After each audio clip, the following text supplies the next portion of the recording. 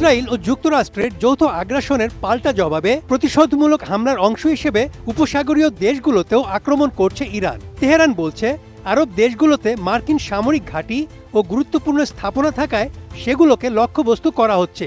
তবে এতে বেশ বিরক্ত ও ক্ষিপ্ত আরব দেশগুলো। বিষয়টি নিয়ে চূড়ান্ত সিদ্ধান্ত গ্রহণের জন্য ২৬ মার্চ সৌদি আরবের রাজধানী রিয়াদে উপসাগরীয় সহযোগিতা পরিষদ জিসিসির বৈঠক অনুষ্ঠিত হয়।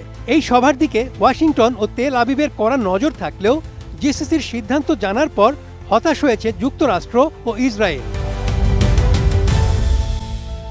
প্রেসিডেন্ট ডোনাল্ড ট্রাম্প বারবার বলে আসছেন, ইরানের হামলার জবাব দেবে আরব দেশগুলো। তবে পাল্টা হামলার বিষয়ে কোনো সিদ্ধান্ত না হওয়ায় আশাহত হয়েছে ওয়াশিংটন ও তেল আবিব। একই সঙ্গে আরব দেশগুলো কূটনৈতিক প্রচেষ্টায় দ্রুত যুদ্ধ বন্ধের আহ্বান জানানোয় আরও বিপাকে পড়েছে ট্রাম্প প্রশাসন। জিসিসির বৈঠকে বেশ কিছু বিষয়ে গুরুত্বপূর্ণ সিদ্ধান্ত নেওয়া হয়েছে।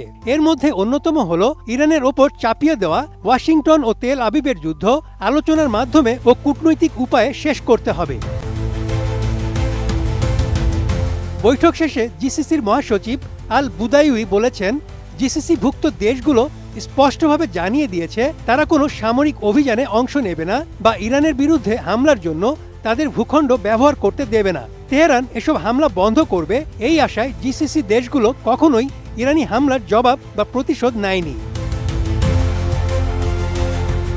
আল বুদাইউই ব্যাখ্যা করেন, জিসিসিভুক্ত দেশগুলোর মূল বার্তা হলো হামলা বন্ধের জন্য একটি কূটনৈতিক সমাধান খুঁজে বের করা। বিশ্বজুড়ে আমাদের অংশীদারদের প্রতি আহ্বান হলো ইরানকে একটি ঐক্যবদ্ধ রাজনৈতিক বার্তা দেওয়া, যাতে তারা জিসিসি দেশগুলোর উপর তাদের হামলা অবিলম্বে এবং নিঃশর্তভাবে বন্ধ করে। তিনি আরও বলেন, জিসিসির লক্ষ্য ইরানকে ধ্বংস করা নয়, বরং দেশটির সঙ্গে একটি সুসম্পর্ক গড়ে তোলা। পারস্য উপসাগরীয় পরিস্থিতির অবনতি এমন একটি সতর্কতা হবে যা এই অঞ্চলের সীমানা ছাড়িয়ে যাবে।